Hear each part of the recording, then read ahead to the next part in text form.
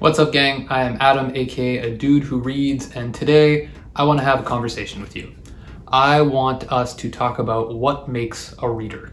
Who's a reader? Who's not a reader? What does it take to become one?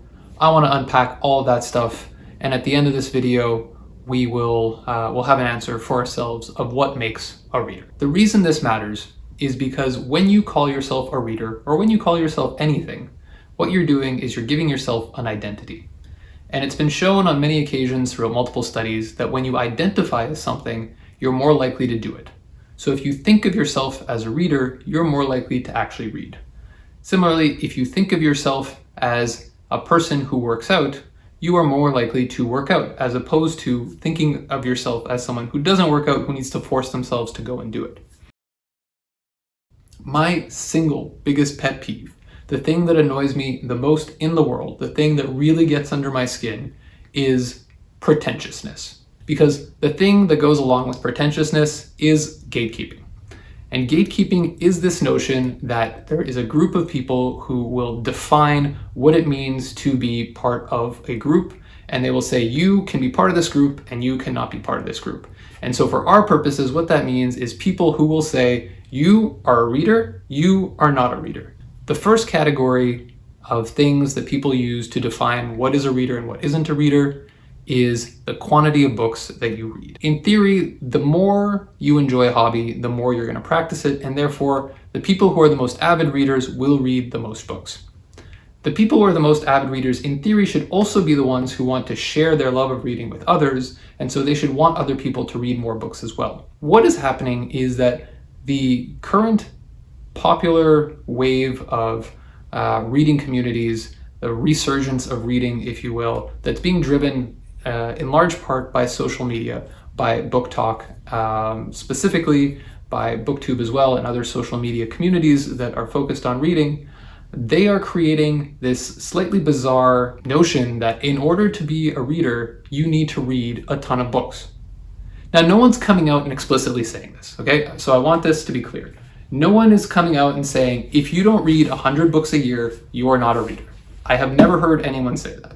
However, it's one of those things that if you're not a reader, it's easy to think that because you log into YouTube or TikTok or whatever platform you're on, and you see these content creators who are talking about their top 10 books of the month, and they can list their top 10 books of the month because they read 20 books in that month alone, and they read over 100 books a year. And then you think to yourself, well, if that's what a reader looks like, I'm never going to be that person. Therefore, I shouldn't even bother trying. This is dangerous, right? Because all of those people who are reading these tons and tons of books, they are not the norm. Most people who read as a hobby are not reading over 100 books a year.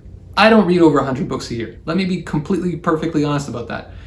If I read anywhere between 20 and 50 books in a year, that is a phenomenal reading year for me. There are years in the past where I have read less than 15 books in a year, and yet I still, in the course of my lifetime, have definitely read north of 1,000 something books, right? So it's not a question of how much you read, because we all have different lives. We all have different time constraints on our hands, right? So if you say to someone, you need to read X number of books in order to be a reader, or if you even imply that you need to read a certain number of books in order to be a reader, then it causes this friction where a person believes that they can't ever reach that status. When in actual fact, that has absolutely nothing to do with being a reader. Is it realistic to say to someone, you should read more and you should make the time to read more? No, because even though we all could find more time to read more, it doesn't mean we all will, right? It's kind of like saying, oh, if you were a runner, you would find the time to run a marathon. Yes, sure, I probably could run a marathon, but I have absolutely no desire to go out and train 6 out of 7 days a week in order to run a 26-mile race, by the end of which I am going to hate myself and probably not want to run again for over a year, when really all I want to do is lace up my sneakers and get 30 minutes of exercise 3 times a week. Why should I set myself an obscene goal when all I want to do is indulge in an activity every once in a while? The second way that people will try and define what a reader is based on the type of books that they read. And this is the one that drives me absolutely crazy, because this is where people start to talk about quality of books. okay? And this one is just, I need a moment. I'm sorry. Bringing in the anger. All right, let me tell you guys about an interview that I watched recently with a gentleman by the name of Harold Bloom. So for those of you who've never heard of Harold Bloom, he was a Yale professor who was well known as one of America's most famous literary critics. He literally wrote the book on the greatest books of all time. Literally, he has a book called The Western Canon, and he lists all of the greatest books of all time. This man has taken it upon himself to say, these are the greatest books of all time. Now, as someone who comes on the internet and tells you, here are my top 10 books of all time, should I really be throwing stones? Maybe not. The problem is with Harold Bloom's attitude towards reading and towards types of books and the people who read them. So in an interview that he did with Charlie Rose, and I don't know when this interview was filmed, but it was at some point in the last probably 10 years of his life, he is discussing his book, his works, and he's discussing the state of fiction and literature in the world today. And he expresses his dismay that people are reading what he refers to as garbage. Bloom takes the position that if you are reading Harry Potter, you're not actually reading because that's junk. To which I say, Professor Bloom, get your head out of here. Right? Because who are you to say what is quality and what is not? You can criticize a work on its literary merits, but to say that something is not reading because it does not meet your arbitrary criteria for what is good, and this, by the way, is not an objective criteria that everyone can look at and agree on. This is one man's opinion of what makes something great. It makes absolutely no sense. Authors like David Foster Wallace, Toni Morrison, Doris Lessing, these are all modern authors who, by and large, even if you don't like them, you can acknowledge that they have some merit. But for Professor Bloom, this is not good writing and isn't worth reading, and therefore people who read this aren't actually reading, they're just consuming trash. Here's the thing. We can all agree we want people to read more, right? So the question I have to ask you is, would you rather that people pick up a book, even if it's not the greatest book written of all time? Wouldn't you rather they pick up some book than no book at all? Because let's be honest, if you want to get someone into reading, you are not going to hand them Ulysses by James Joyce, okay? Even seasoned readers, people who read hundreds of books a year and who love classics and who love literary fiction, will have trouble with that tone.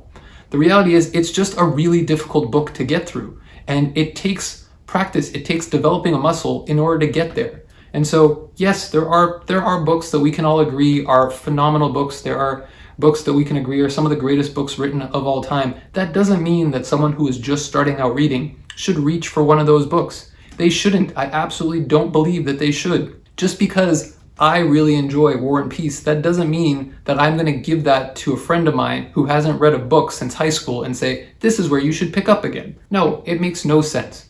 When you start out reading, you don't start out reading the hardest books that exist. You start out reading books that are entertaining, that are fun, that you want to read more of, right?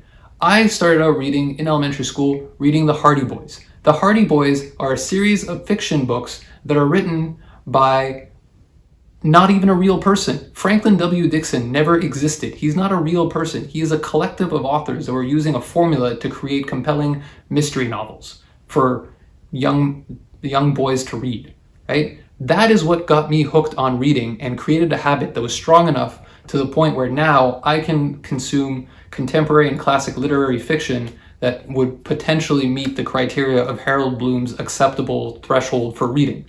But I didn't start there. I had to start somewhere. I had to start with something that was fun, something that would get the habit going. If we keep putting up these barriers and saying, this is reading, this is not, how are we ever going to get people to get their foot in the door? You want to encourage people to read. If someone wants to pick up the latest Sarah J. Maas or Colleen Hoover or whoever's the most popular author of this time, we shouldn't criticize them for the fact that they're reading what they enjoy. The other thing that we need to keep in mind is just because something's popular, it doesn't mean that it's bad. I don't understand where this concept came from that being popular equated to being bad art, right? If you look at art over history, the art that has stood the test of time, the art that we look back on and say, this is classic, This is something that appeals to us. This is something that has stood the test of time. This is something that we will hold up as great examples of culture. At the time they were produced, many of these things were popular, right? Charles Dickens was a popular author in his time. That was popular fiction at the time, okay? So just because we are still reading him 200 years later, that shouldn't mean the fact that he was popular at some point should automatically discredit it. And that seems to be the barometer that we're using when we create this artificial threshold of saying you're reading quality and you're reading not. So just because you're not reading Shakespeare or Austen or one of the other great classic writers, therefore you're not really reading, that makes absolutely no sense. Something that is popular is something that appeals to a lot of people. It has managed to grab the attention. It has managed to resonate with a large audience. How is that not make it great art? Isn't that the point of art? To create some sort of connection, to create some sort of feeling, some kind of emotion? So just because you are really successful at doing that, that suddenly makes it not art, and therefore it's not worthy of being considered great, and therefore we should put it in the category of not really reading? It's absurd. It doesn't make any sense. So now that I've ranted for a little bit, let's talk a little bit about if those are not the things that make a reader, if the number of books you read or the quality of books you read, if that's not what makes you a reader, what does make a reader? Well, here is what I submit to you. A reader is someone who enjoys reading. Period. End of sentence. That's all it takes. If you are a person who enjoys reading, you are a reader. I don't care if you read one book every 2 years or 150 books a year. If you enjoy the act of reading, that is good enough for me to call you a reader. And that means I want you as part of the reading community, and I want you to be talking about books, and I want to encourage you to read what you love, to read what you enjoy, and to share that love and that passion with other people. Because again, let's go back to why this matters in the first place, right? We can all agree that we love reading. We can all agree that reading is important. We can all agree that we would want more people to read. And so let's encourage the people to read by being positive towards their reading habits, as opposed to shaming people or putting them down or criticizing their reading habits. If we have more people who can identify themselves as readers, they will read more books. And if people are reading more books, then books will make more money. If books are making more money, more books will get written. If more books get written, we will get more quality books. And if we get more quality books, then we win as readers and culture as a whole wins. Because books underpin so much of what we see, what we do, what we create, the culture that is around us. A lot of that starts from a book. So how do we get more great books written? It's simple. We get more readers. How do we get more readers? By being more accepting and inclusive of who a reader really is. So, I end with my question to you. Are you a reader? Let me know in the comments below what you think. Cheers.